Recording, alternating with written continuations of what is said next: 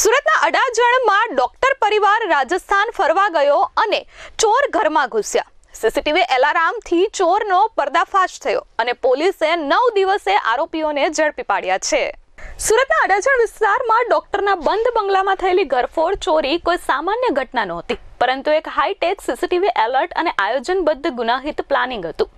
ચોરીનો પ્લાન 6 લોકોએ બનાવ્યો, પરંતુ એલર્ટ મળતા જ પોલીસ અને સંબંધીઓ સમયસર ઘટના સ્થળે પહોંચી ગયા.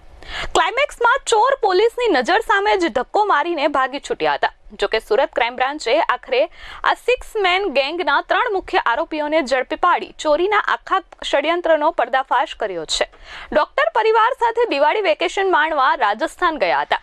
લગભગ 4:15 વાગ્યાની આસપાસ જ્યારે ચોર ઘરમાં ઘૂસ્યા ત્યારે ડોક્ટર ત્રિવેદી રાજસ્થાનમાં હતા. તેમના મોબાઈલમાં તરત જ ઘરની અંદરના કેમેરાનું નોટિફિકેશન એટલે સીસીટીવી એલાર્મ વાગ્યું. ડોક્ટરે એક પણ સેકન્ડ બગાડ્યા વગર મોબાઈલમાં ચેક કર્યું તો ઘરમાં 2 અજાણ્યા વ્યક્તિઓની હાજરી દેખાઈ. આ દ્રશ્ય જોતા જ ડોક્ટરે તરત તેમના પાડોશીઓ, સંબંધી મિત્રો અને તાત્કાલિક પોલીસ કંટ્રોલ રૂમમાં કોલ કરીને એલર્ટ કર્યા હતા. પોલીસ અને સંબંધીઓની હાજરી છતાં બંગલામાં ઘૂસેલા 2 તસ્કરોએ ડોક્ટરના સાળાને ધક્કો મારી ફિલ્મી સ્ટાઇલમાં ત્યાંથી ભાગી છૂટ્યા હતા.